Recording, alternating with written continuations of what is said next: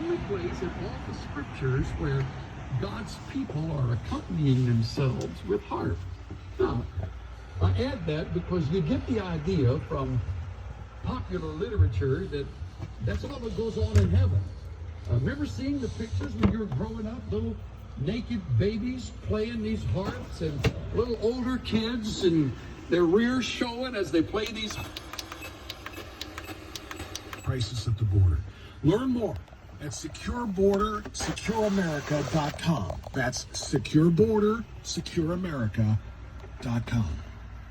By the way, on that subject, and welcome back, I'm Bob Franson for Dennis Prager. It's 16 minutes before the top of the hour.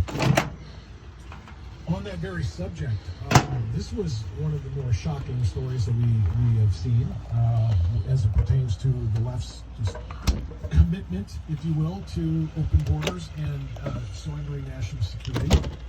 The Biden administration just allowed 43 of the worst offenders in the massive assault on Border Patrol agents and National Guard back in March, just allowed them to stay in the country indefinitely.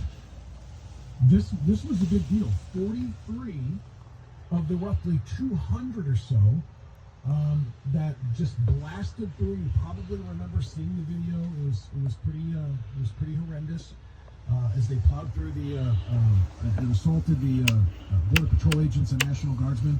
200 of them were allowed to come through and were turned over to ICE, ostensibly for what? For deportation.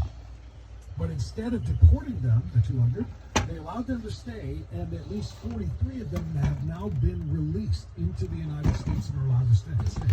Quote, an ICE spokesman stated that the agency makes release decisions on a case-by-case basis. ERO, which is enforcement and removal operations, meaning deportations.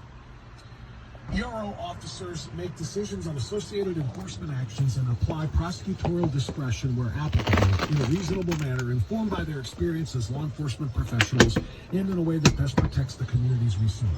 However, a source from Homeland Security says ICE's standards are arbitrary, citing the agency's inability to deport migrants quickly enough and need to reserve detention centers for the most dangerous individuals. Sometimes we arrest a child molester that gets released because of housing.